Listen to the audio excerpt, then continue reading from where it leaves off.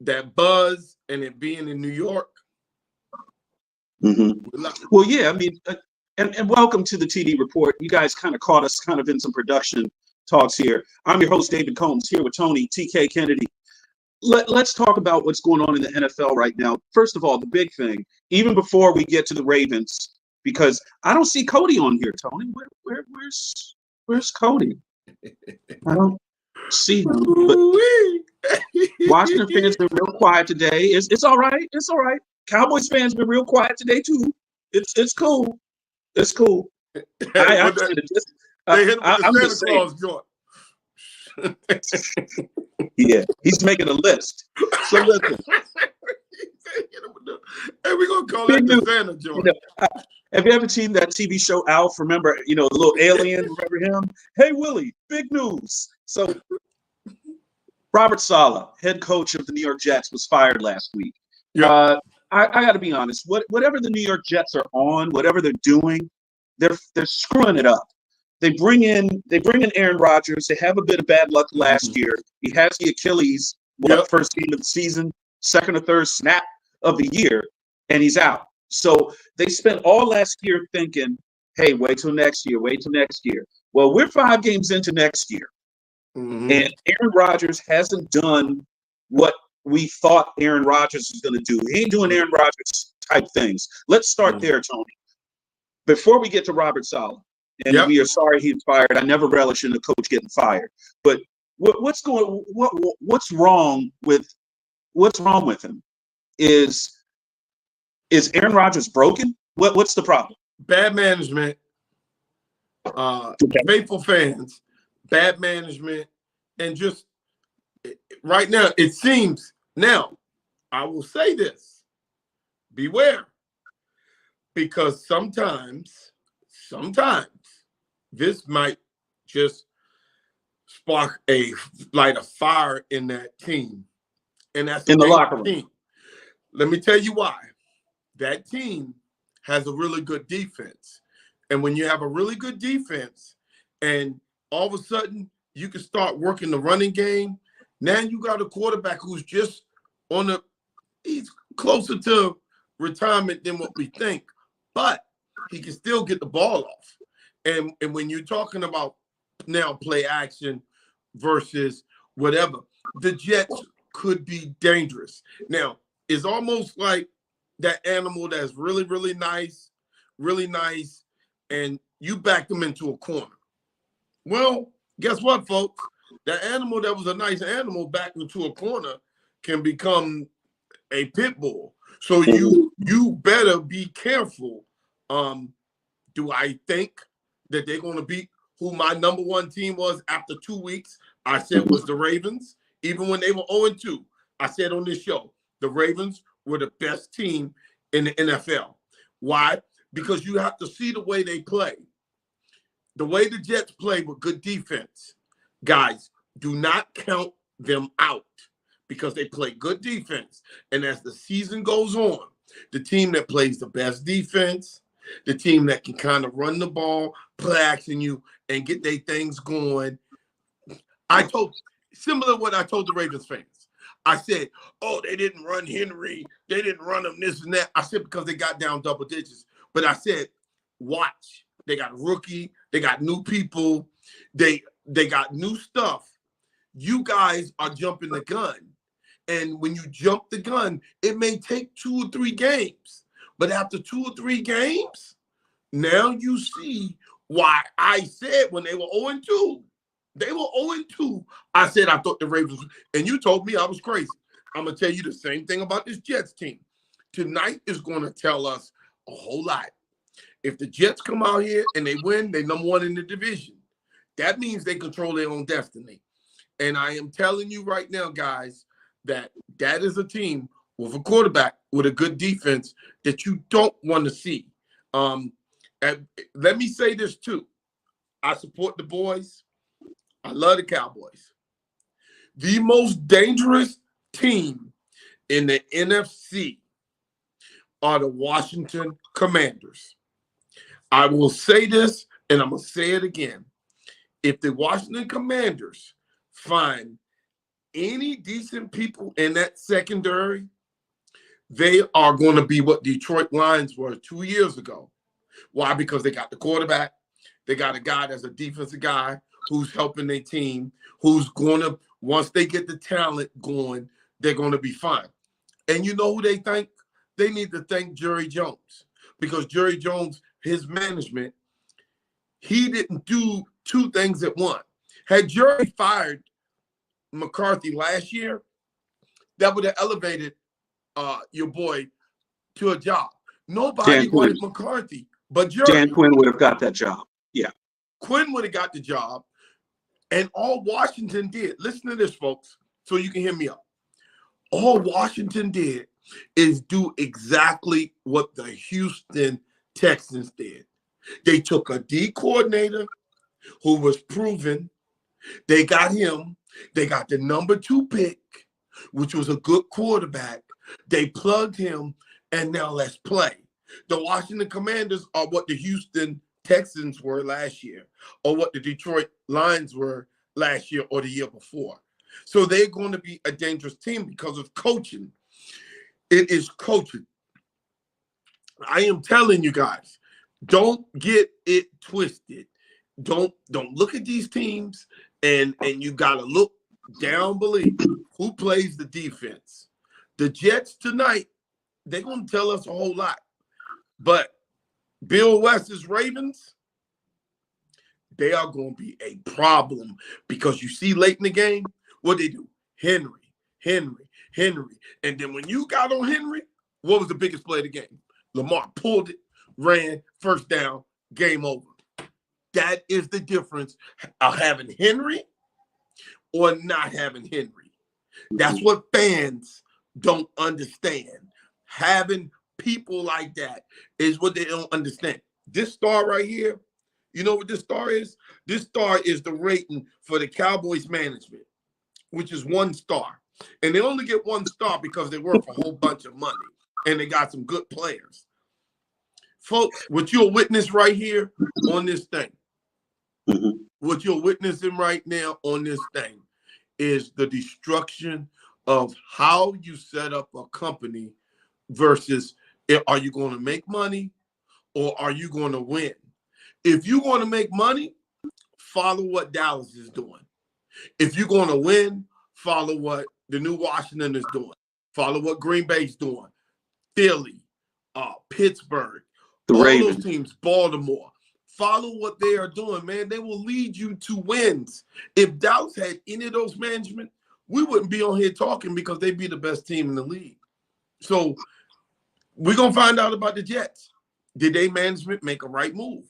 We're about to find out in the next 3 weeks if their management made the right moves. I know with the team 30 miles up north, I know their management know what the hell they doing. And their fans don't deserve their management. You know what I mean? You've got a couple of different things going here. So here on the TD Report, we started out talking a little bit about the Jets and Aaron Rodgers and Robert Saleh. Let's go back to that real quick, and then we'll move on to Washington, Baltimore. So Robert Saleh, head coach of the Jets, gets fired. Okay. They're going to be, who is it? Albrecht. Albrecht is going to be the defensive coordinator. He's going to run the team now. But this is Aaron Rodgers' team at this point. If this team is going to rise or fall, this is on Aaron Rodgers and his leadership. Is he a good enough leader? Is he a strong enough leader to gain the hearts and minds of his teammates and rally this team? Like you said, Tony, they're 1 game out of first place. They win tonight against the Bills. They're that home game. They're in first place. After all of this, this is for first place. And what happens, folks? The biggest thing that solves anything is something called winning. Winning solves everything. I tell people that all the time. Winning solves everything. Most people don't want to listen. Winning solves a lot. When you win, we don't care about so-and-so's brother and so-and-so's father here and there. But when you lose, well, what happened here? Did so-and-so do this? Did so-and-so do that? We always got excuses when you ain't winning. But when you're winning, Oh man, you overlook a whole lot of stuff. And I'm telling you, the Jets season is on the line tonight in front of national TV. Yep. This is one day that they can make up for in front of this national TV audience. I mean, hell, I'm even gonna stay up for this one because I need to see. And guess what? Your boy, the other quarterback on the Bills, his name is Josh Jackson. You know why I call him Josh Jackson? Because he's about to be Lamar Jackson, and he about to feel what it feels while not having no talent around him where he got to carry the team. Josh Jackson is about to feel what Lamar felt all this other time.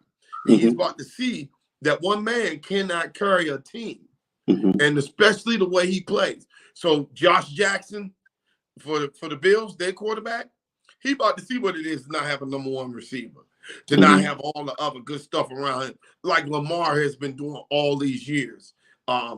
Thank you, Jerry Jones. Jerry Jones to the Ravens. The Ravens fans yesterday, it was called the Battle of the Beltway. It should have Battle been of the Beltway. Jerry Jones' birthday thing yesterday, because the Ravens are relevant because of Jerry Jones with the stupid move they made with the running back, with him, and then the stupid move they made across the field with the head coach. So Jerry Jones' birthday yesterday, the Battle of the Beltway, showed him that he didn't know what the hell he's doing. And this whole area has benefited. It was a great time out there. I was at Live, and to see all the people back into football, even though I'm not a Redskin or a Raven fan, I'm happy for those teams. I'm happy for this is my state. Even though I like the Cowboys, if one of our teams from my state goes to Super Bowl, good. I mean, y'all deserve happiness too. I'm not one of them people that's gonna be miserable and want to be like, oh, man, they made it. No, man, I'm 50 years old. I'm happy. Yeah, I was at a charity event on Sunday morning for breast cancer awareness, and there was it was up in Mount Airy, so it was mostly Ravens fans up there. So they were more excited about getting the walkover, getting the benefit part done, so they could get back, so they could watch, so they could watch the game. Yeah. Now, they in Mount Airy, they're very strong up there as far as Ravens fans. Used to be Redskin land. It used to be Redskin territory, not anymore. Yes. So now you look at what the Ravens did. What the Ravens did, everyone's going to talk about Derrick Henry. And hey, why wouldn't you? Derrick Henry went 24 totes for 132 yards, 2 touchdowns, and basically controls the game. Let's talk about the game within the game. Baltimore receivers made 20 catches for 323 yards and a touchdown. That's pretty darn good from their receiving core.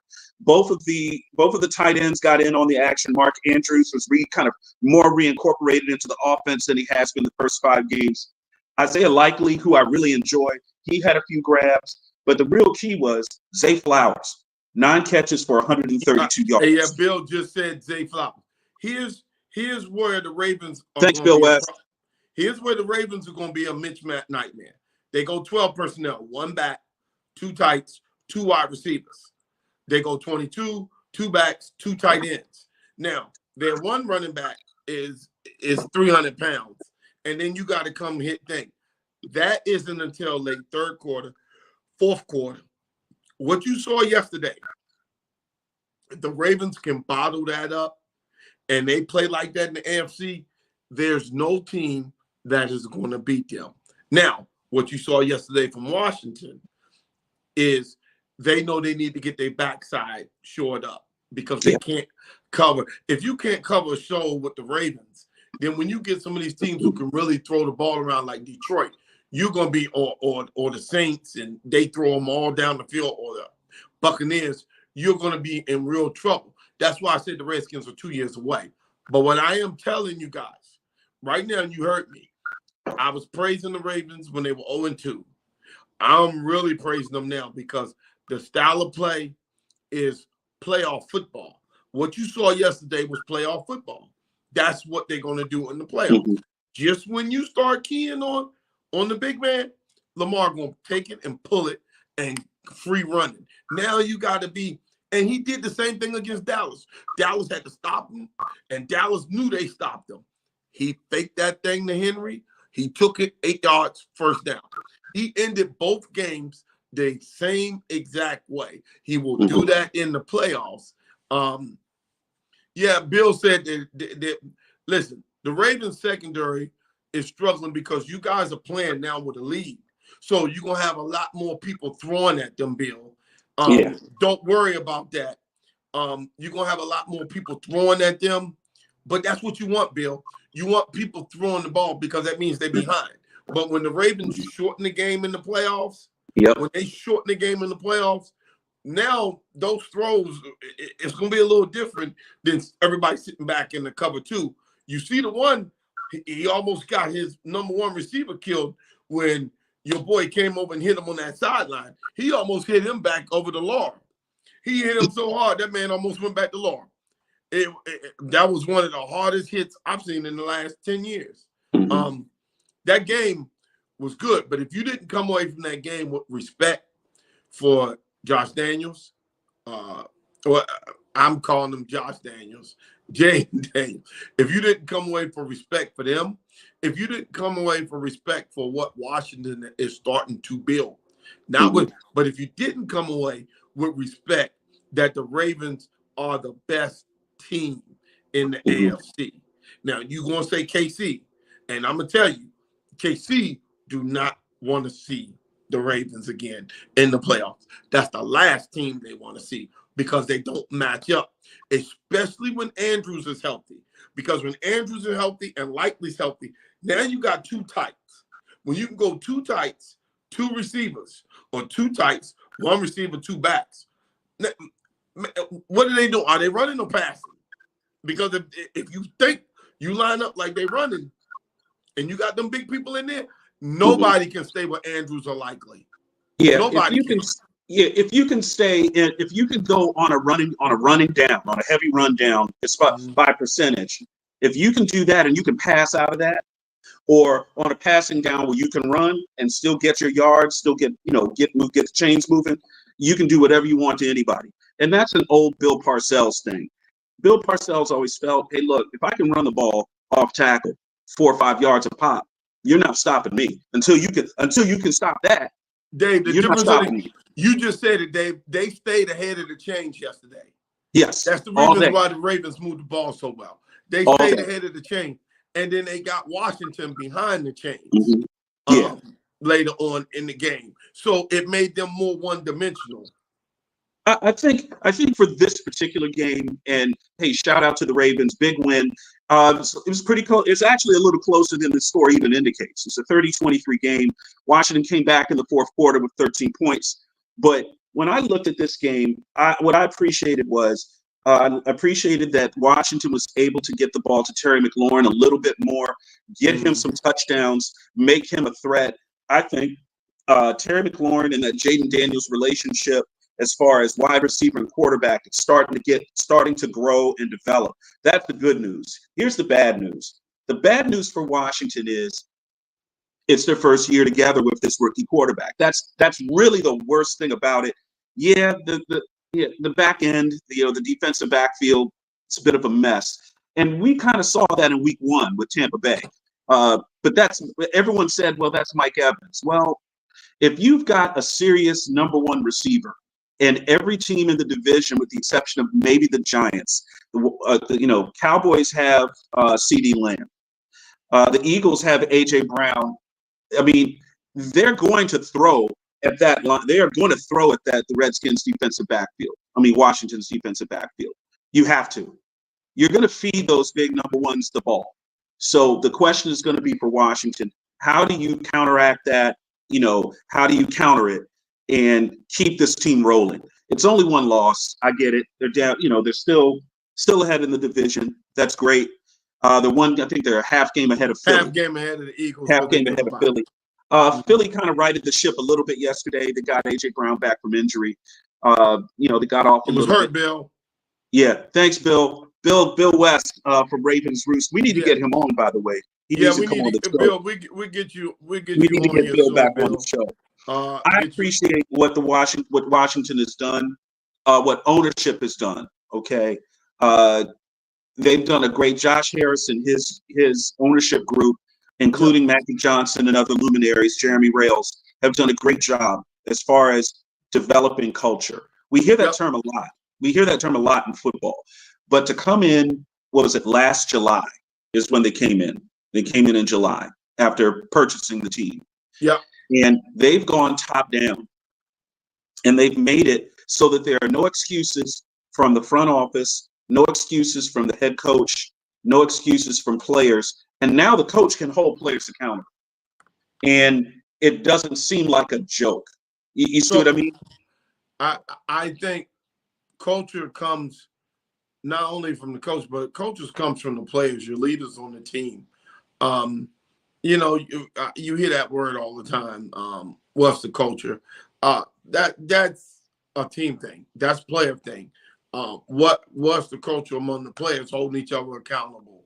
Man, don't do this. Man, we're going out here. Nah, we're not doing that because we got a game. Boom, boom, boom. We should be studying on this.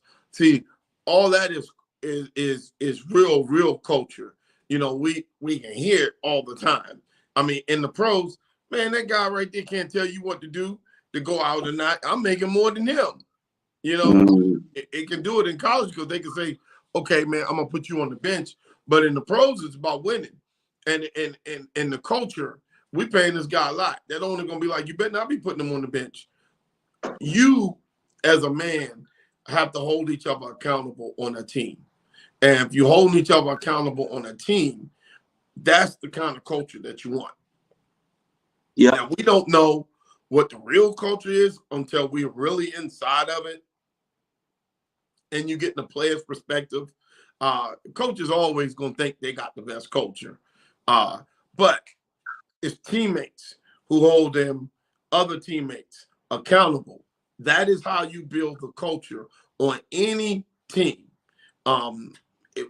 You ask any ex-players, they'll tell you. They had an argument with Stephen A. Smith trying to tell the two professional football players that it was the coaching for culture. Both of them was like, no, Stephen A., it's the players. It's the players for culture.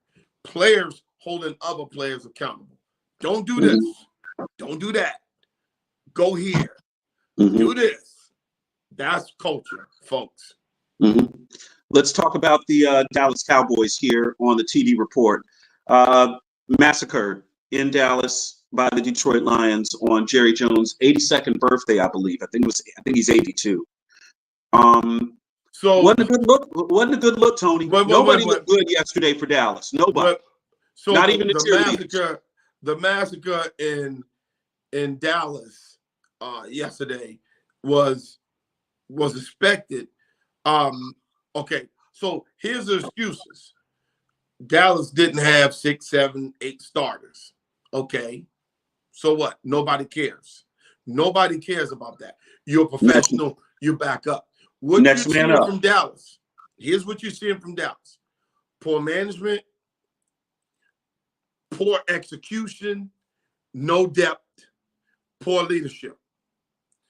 That's what you're seeing from Dallas. Dallas right now is not a good football team. The best team in the division is Philly when healthy. The second best team is Washington. Then I think it's Washington number 1. But okay. No, Washington can't beat Philly. When Philly's healthy, they're 2-0 when they're healthy.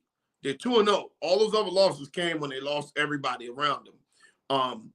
But Philly, because they've been there and because their quarterback has been there and because they went out and got the best running back available last year outside of Henry, they got Barkley.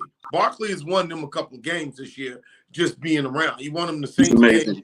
So when it comes down to it, I trust Philly because they've been there more than I would trust Washington because Washington doesn't have a back end on their defense. Philly does.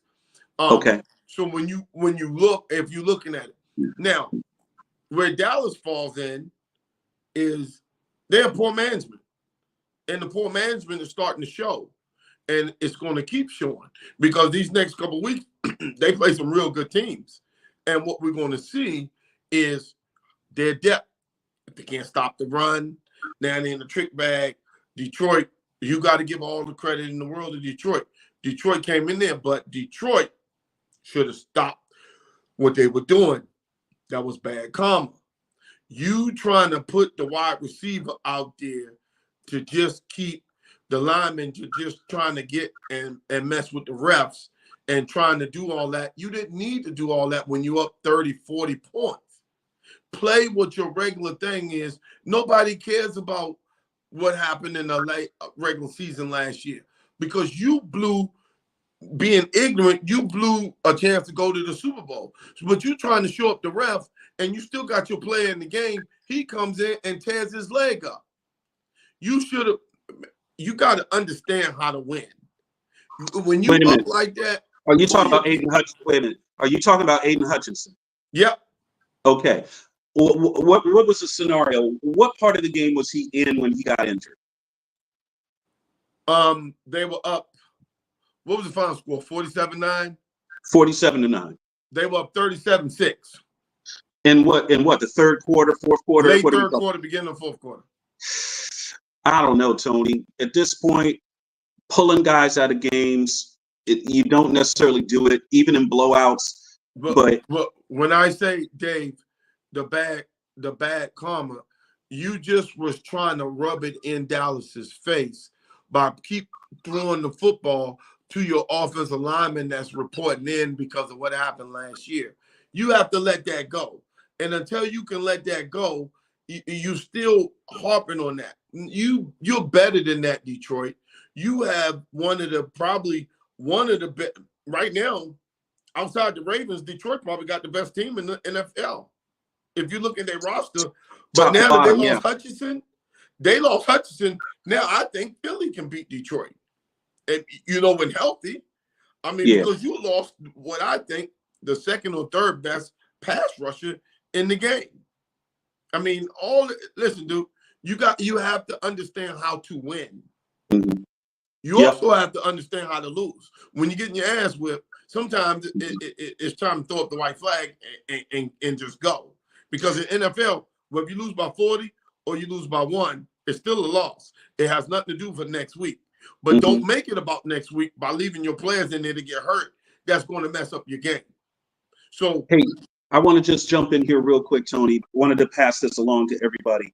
Just went final, game 2 of the National League Championship Series.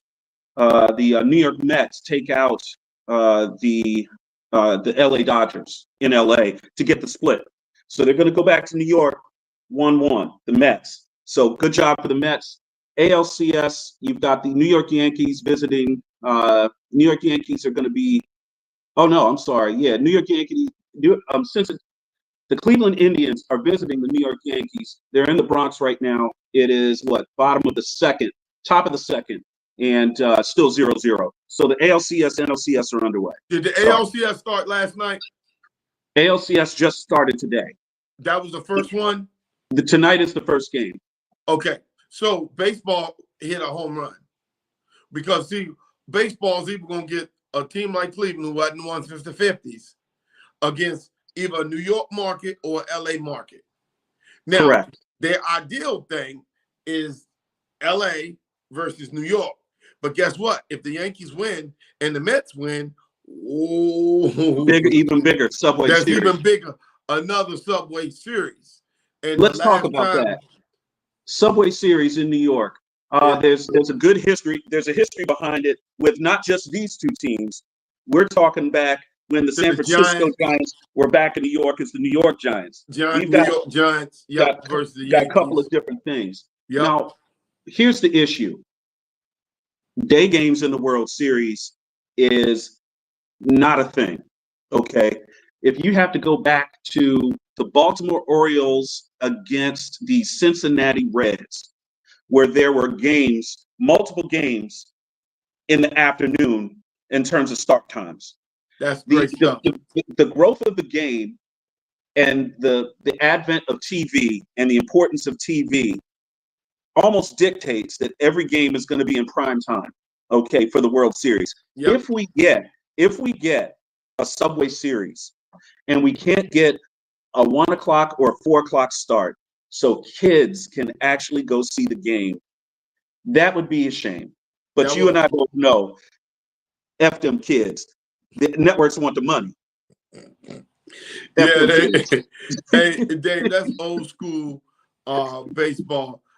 Baseball is the winner here, folks, because they have a thing. Absolutely. The WA is winner. Don't they have the New York Liberty in the championship for the finals?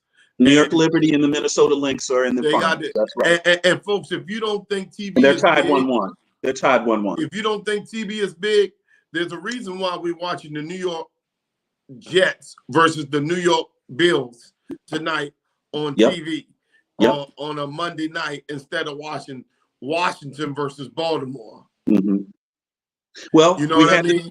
We had the Giants lose a close one last night to Cincinnati. And the Giants was last night on Cincinnati, which was New York. And the game was played in New York.